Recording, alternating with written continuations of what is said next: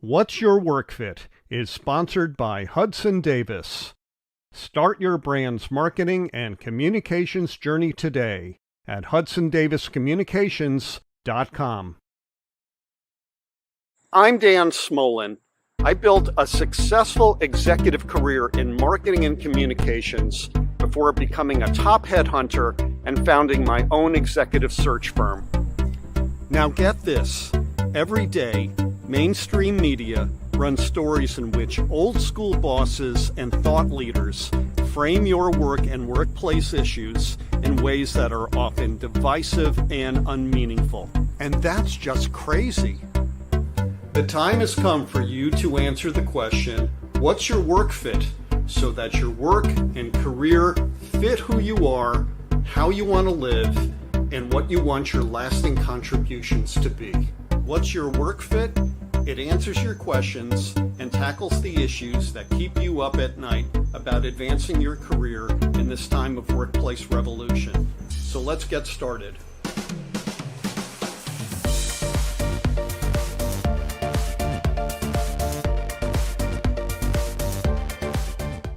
Hey, good day, everyone, and happy summer. Summer kicked in a little over 1 hour ago here in the United States. I hope you are off to a great summer wherever you happen to be, and I hope that your non-work enjoyments become part of your work fit so that the work you do aligns with all the other things that you do in a meaningful day. So go to it.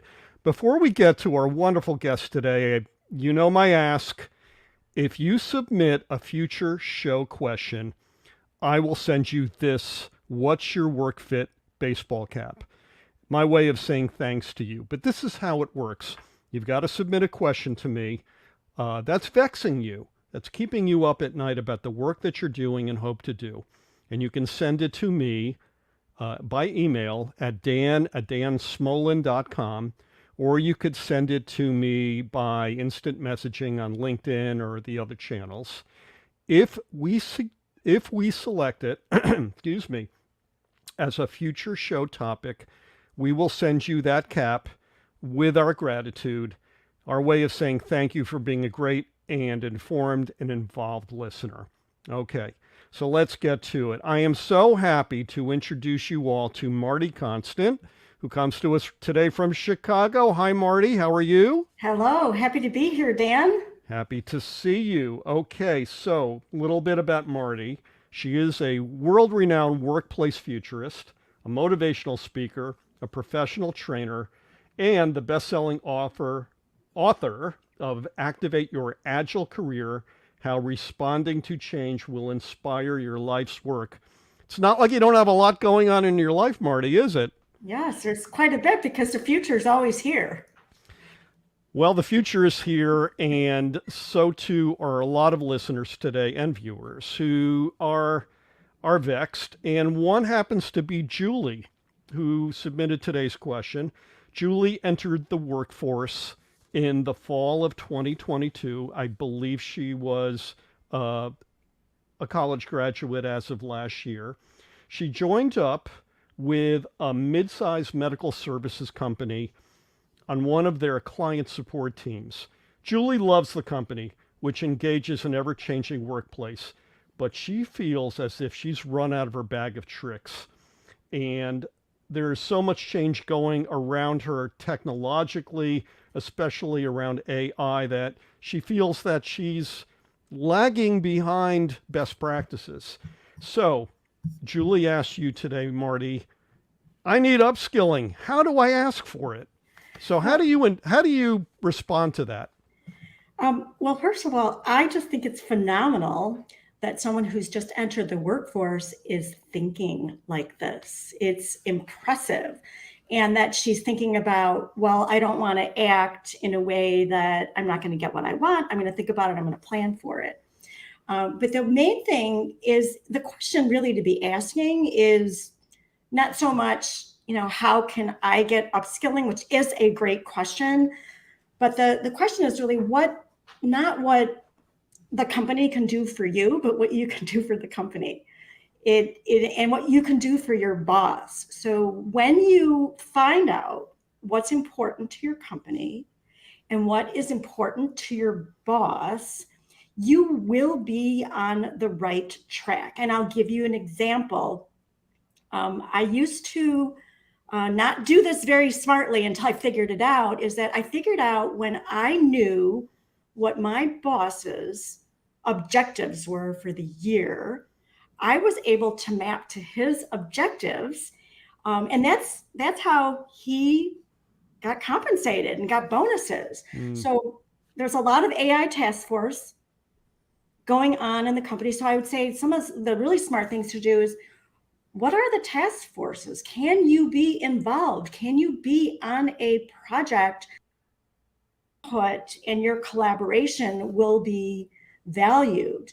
And then to understand what is important to the company. You mentioned AI, and Julie is asking the right question. AI is uppermost. It's like the number one skill set and job role that's needed today, according to the World Economic Forum report that just came out a couple months ago. So I would say those are some things to start with. And then to say, what are the benefits of her getting upskilling in AI? And, we need to understand too, the difference between upskilling and reskilling. Okay, so let's get into that. What are the differences? Yeah, so upskilling is, it sounds like Julie's in customer support, and we'll use her as the example. And I don't know if medical services means healthcare provider, or if it's a medical device that they market to the healthcare systems, but it doesn't matter. So she is a customer support person. And in her world, upskilling would be new ways that people are engaging with customer support. There is a lot of robotics and AI bots that are being integrated and being managed by the folks that are doing the customer support, as an example. So getting curious about that and understanding that would be a huge value to someone like Julie. So that says upskilling. It's like taking customer support and figuring out if you're going to go up. She may want to go up and over, but for now, she wants to go up and manage that. Reskilling would be, I don't think customer support is where I want to be. I really like what Raj is doing in marketing, and I want to be a strategic marketer for a medical services company or for a wholly different industry. So that's a matter of reskilling. Companies are less excited about pouring their money into reskilling unless it's government mandated, unless they feel a collective social responsibility to the planet to upcycle all of us. So reskilling is more incumbent upon our own responsibilities. It relies on our own responsibilities. And upskilling is something that really immediately benefits the company. Reskilling can benefit the company too, but they have to be engaged on that side of it to want to populate and train more people for a skills gap that just is not being handled in the market. So Adriana writes in from Spain, and she says, things change so fast that it's impossible to stay up to date. So where do I focus my upskilling? And let's put that in the context of Julie, who I'll share a little background. I don't think I want to mention the name of the company. It's publicly traded, and I think she's a little nervous about that. But it operates in the medical surgical technology space with robots and what they call cobots, which enable surgeons to do laparoscopic surgeries really fast and safely and cost effectively. So I guess to put some shape around Adriana's question, in the realm of a company that's doing that, perhaps the focus of the upskilling is going to be to help me help you, the customer, and the company get more value out of the technology, which is over my head because it's, AI, and I didn't go to school to learn that. So I need to be able to represent it better and the value propositions better. Does that resonate with you? Yes, I mean, I'm real familiar with even the term cobot. Cobot can also be used for those of us in business that are pairing up with the robotics to deliver anything, but very familiar with the process. So what she's talking about is the process. That's really the product development. That's the product and the service of her organization. But what she offers is the customer support. She's not in product development. She's not Right. doing that. So some of the customer support, I'm not certain exactly where it lies, Mm-hmm. but if it lies in her helping customers solve problems with technical glitches or things like that, that may be an issue, for her. And in order to, the benefits would be huge for the organization if someone like Julie is upskilled on certain aspects of the technology. So it might be, additional technology training. It might be understanding the needs of the customer. She might want to be on a project team or head on over to marketing and say, Right. what kind of market research is being done here to understand what the client needs are before we do our next rev on this surgical technique. Right. Is it working? Is it 90% efficient? What's the efficacy of this? What are the concerns? So just understanding the deep needs of the patient at this point that she might not have 100% visibility to. But I would say getting access to that kind of information would be highly useful. And then to ask the organization, how can her interests, if she's super interested in this great, these techniques and surgeries are amazing. I've known my husband's had surgery like that. It's amazing. You could be Yeah. sitting in another room and the surgical technique is precise and it's perfect when done properly, when the doctors are trained properly. So maybe it's a training issue too with the physicians. I don't know all the exact things that she might be involved in, but those are some of the touch points that I can see. Well, That exactly, and I think you've hit it on both. Now, especially in the medical space, you've got, I think, two types of customers. You've got the direct customer, which is the healthcare practitioner, who may be more technically inclined and knows lots of medical terms and procedures, and so Julie might have to be resonant in that kind of language. But beyond that, she's also got to support the end user, which is, or the end beneficiary, which is the patient, if you will. And their language is not so technical. It's more mundane speak. So I think the benefit of upskilling for her is that it helps her communicate better, both in a medical, technical, professional sense, but also in a just tell me what you're doing to me sense. Yeah, and I think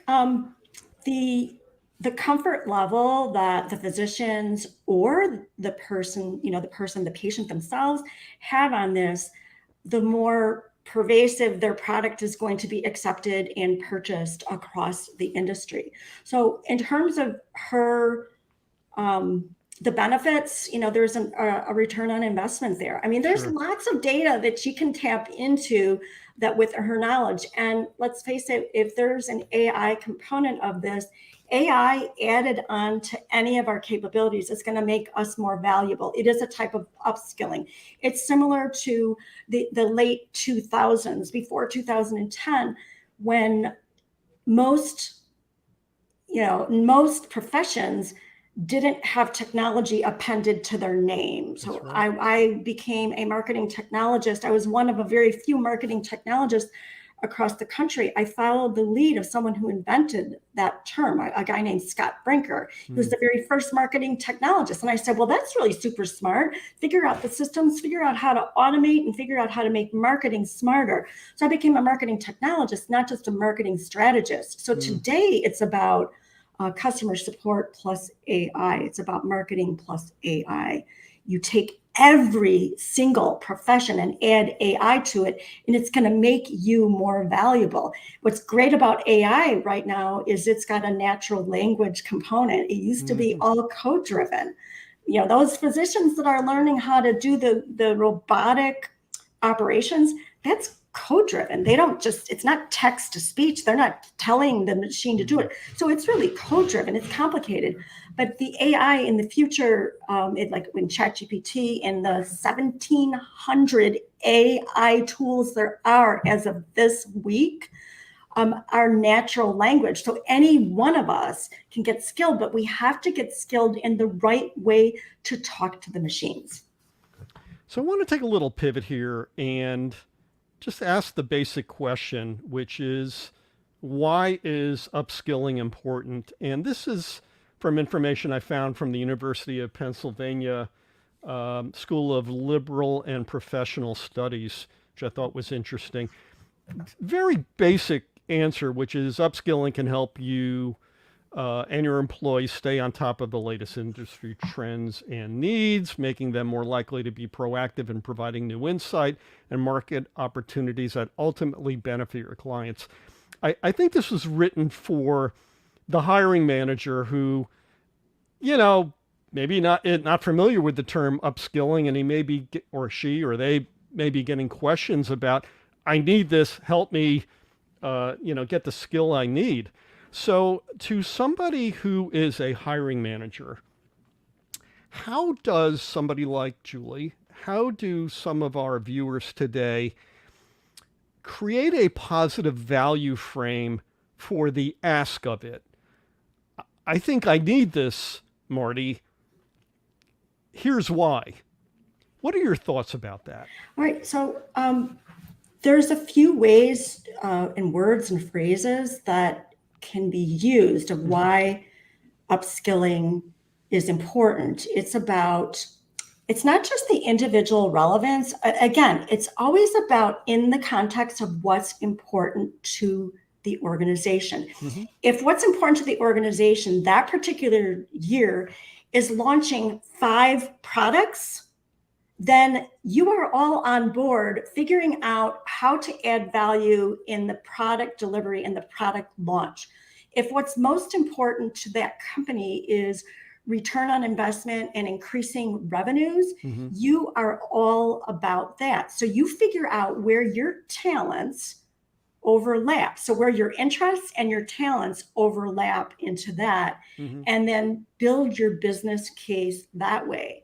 And there's lots of ways too. There's ways for companies to remain competitive. Mm-hmm. So one of the ways, I just remember one time I needed a budget for, I needed my marketing budget to be bigger for a growth stage tech company. Mm-hmm. And so again, it was a negotiation, and other companies were outspending our company, even though we were growth stage tech. And I went to the CFO and I said, here's a report that I have about companies that are similar to us, what they're spending, mm-hmm. what their marketing spend is. So I gave him a benchmarking report. So that's one way to look at it. So it's always about us to figure out what is the most creative way. And then they were on board. They gave me the budget because they didn't want to be behind.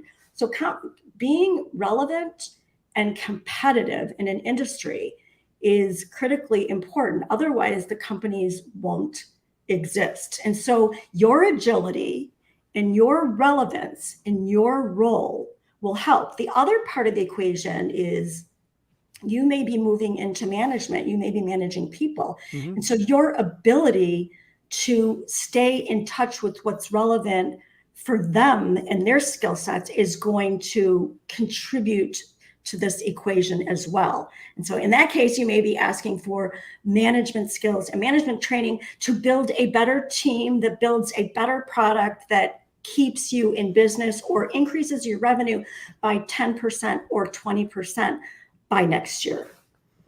I think if somebody like Julie, who's a young executive, needs to ask for upskilling, it becomes a daunting thing. I know with my own daughter, she's 22. She doesn't want to make waves. She doesn't want to insult. She doesn't want to be off-putting with her ask. And maybe in Julie's situation, she sounds really, really sharp. And it sounds like she recognizes that maybe how others, her constituents that she faces, clients, how she's reading their response to her answers about product details and value propositions may not be hitting the mark. And I think part of that is her reason for asking for upskilling so that she's better at what she does. I think you get better at it as you mature on the job in your professional life. Younger executives don't have that experience yet. So it sounds to me like in a younger executive's situation, they have to rely more on their supervisors to tell them what they need the upskilling in, which prompts the next question from Bill, which is, how do I differentiate the training and upskilling that I, Bill, need to lead myself from those things that I need to outsource? Can you speak to knowing what you have to lead yourself versus when to know to bring in an expert like Marti Konstant in to lead the discussion?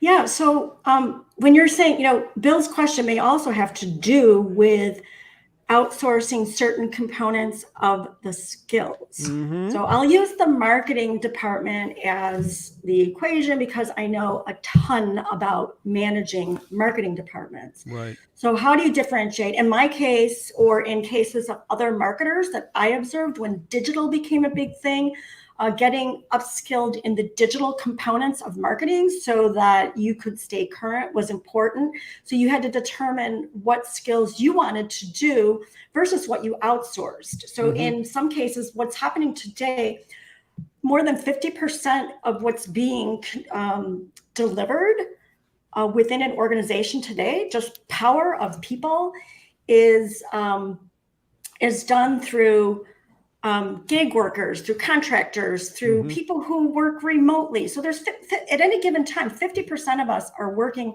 remotely. And so I would say the number one skill that is important in the management piece, especially if you're coming up, is to say, how are we going to ask the right questions with your management? How are we going to maintain the proper communication? How are we going to still deliver and hit the milestones when we're working forever in a distributed environment? I know and the other thing that anyone can do is say, I've taken these kinds of skills training via LinkedIn and other things. There's lots of free stuff, and saying what I've learned from that are these 5 things. And I've noticed that these organizations, might say, oh, well, Microsoft is doing this. Unilever is doing this. This growth stage company is doing this. And I noticed they have a use case on it where they've been able to be more effective with their customer base. So again, you're reaching the market data, you're taking the market data, you're feeding it back to your supervisors and your managers, and it's consistent with what they are aligned to and what they care about. So if the market says this, but your boss and your organization are doing something totally different, it's going to be important for you to align with that strategy and figure out, does this fit me? Do I really want to be doing this? So if you are not in alignment with where your organization is going, then the deeper question is this the right fit for me, regardless of how effective I can be? It's always the overlap of, where are my talents being used? And do I want to be doing this? Whether it be Julie or anybody else, do I want to be working in customer support, or do I want to be working in something else? Do I want to be working as a data scientist or in some other kind of engineering area of the organization? Do I want to be working in product management, for instance? Or like the number 3 job role that's needed right now is business intelligence. It's, AI is first. Business intelligence actually takes all that data, makes sense of it, and says, this is what's happening. This is what the data is telling us. And it translates all of that so that the organization can make better business decisions. It's the human aspect of data crunching. So it's not really the data analyst, it's the business intelligence analyst, one of the fastest growing roles today.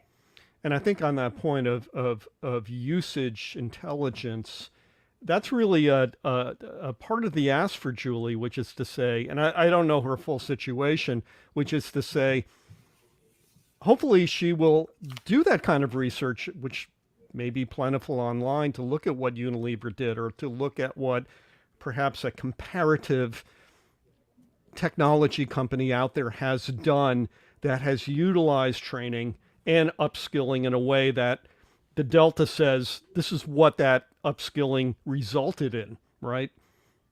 What about Microsoft? Microsoft is sort of the case study, if you will, of investing in the technology itself. They've a huge investor in AI, but they're investing in the people. Their goal, they're like the model organization. They're willing to invest in that upskilling because they want to make certain they don't have the gaps. So they're actively doing that. And we've all seen Microsoft grow from a company that, grew great during, my lifetime, but then they kind of had a lull. But now, with the new, the thinking that they've had with their leadership has been really smart, and they are investing and they believe in that. But many people are faced with situations where their company isn't investing, so they have to decide, what can I do to navigate around this complex obstacle course to get what I need, by letting them think that they're doing it for their needs.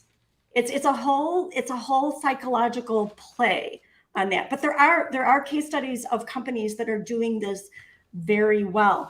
The World Economic Forum recently, so in 2020, they said, don't worry about it. We're going to lose 85 million jobs to automation within the next 3 to 4 years. Right. This is back in 2020. But we're going to have 96 million new jobs. Well, just 2 months ago, they said, oh, we're going to lose 86 million. Again, another 4-year projection. And they weren't quite right on it the last time. So it didn't exactly pan out that way. But they're saying there's only going to be 69 million new roles. Part of that has to do with the supply chain backup we have going on. Doesn't have to do with the whole talent play, but it has to do with other economic inconsistencies in the market that we're trying to balance out. So on the one level, 2020, they said, don't worry, everything's going to be replaced. Now they're saying it's going to be like a game of musical chairs. How are we going to prepare everyone to step into these roles? And I would advise anyone who wants to be relevant today, is to do everything you can on AI. 3 months ago, there were hundreds of AI tools. Now there's 1,700 as of last week. So there's a lot, and it's all natural language. And it's not just text to voice and all that kind of stuff. It's all this visual. We joke about the fakes and everything. You better know about what's fake and what's real. Just make it your business to know that, and be conversant in your discussions with your management about what's going to affect your business. Isn't that a delicious irony about Microsoft, the company that wrote BASIC, where these data nerds, were writing code all day, and now they are a 2.5 trillion with a T company in market cap. $2.5 trillion. It's been the result of all the things you just said.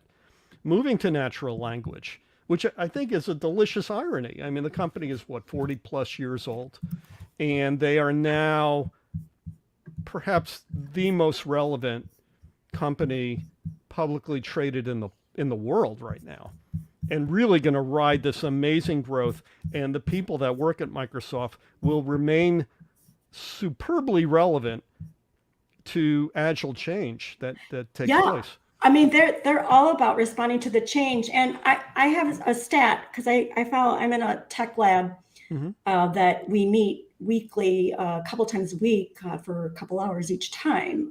And one of the stats, there's a couple people that pull data all the time. And so I'm following what's happening in the physician world, the health tech world, et cetera. But if you just look at ChatGPT alone, in November 2022 was 150,000 visitors. In February of 23, just a few short months ago, there was 1 billion visitors to ChatGPT. There's now over 2 billion. Isn't that amazing? And if you look at the size of the AI ChatGPT slice of the market, you're looking at trillions of dollars. in a very short time. So Microsoft Right. took 40 years to get, you know, to get so many trillions of dollars of business. But this industry that's growing so fast, almost out of control, is going to be worth trillions of dollars in the next couple of years. And bringing it back to Julie, AI is probably going to inform most of the work that she does because it's going to drive the engagement with the customer, especially when they get online and ask a basic question and AI formulates a, natural language answer to whatever it is that the person poses, which is Yeah, I mean, phenomenal. I would think what would be really interesting is there's a lot of talk about it's not what AI could do, it's what AI should do. It's what And AI should do it's what exactly. AI should do, and what AI shouldn't do is hallucinate. So one area of interest that I think is going to be super important in the next 6 months is how are we going to manage the hallucinations? So whether you're a hallucination manager, Right. I just read about a legal case that a law firm used ChatGPT and they referenced some data that was a hallucination. So they're in all kinds of hot water. So they didn't verify. So maybe we're not in a job society anymore. We're in a workflow society Mm-hmm. now for the workplace. And what is it that we're going to do to prevent and manage? So, Mm-hmm. not that hallucination manager is a role, but if you're talking like this and saying, I'm going to come in and I'm going to help, I'd like to learn more about this. I want to be on the project that makes certain that we are approaching this with safety in mind. So that's just another aspect of AI, not just cultivating it for our best advantage. And chatbots, I would think we want to make certain that chatbots typically rely on your own internal data, so you Right. have more control over that. It's not going out into the whole universe and manufacturing the answers to the questions. They're Mm-hmm. using real bona fide data. So that's a huge part of the organizations that are integrating ChatGPT. Like there's about 60 of them right now into their own systems. They're using it to take care of their own data. They're not using it to open it up to the whole universe. Right. They don't want to step in that muck, I know. but they're going to make themselves a lot more efficient. So there's lots of opportunities for people to work in that area. And your point about don't judge it by what it is now, but what it could be is really true. Because if you think of about any major technological innovation, why do I need an iPhone circa 2005? Well, it's changed the workplace. Why do I need ChatGPT? We don't have the answer for that yet, but you know what? Probably in 5 years' time, the the answers will start coming back, which is quite amazing. Marty, we've run out of time. And we got to get you back to continue this conversation because I know it is pinging on a lot of people's desktops and workplaces right now. Um, I think I'd like to continue the discussion on agility to learn more about what you've learned in the future of work as pertains to the importance of being agile. I have a final question for you. Before I get to it, though, I'm wondering if you can point our viewers and listeners to your social media so that they can learn more about you, perhaps check out your book and buy a copy, but also to connect with you and engage in a dialogue. Where would they find you?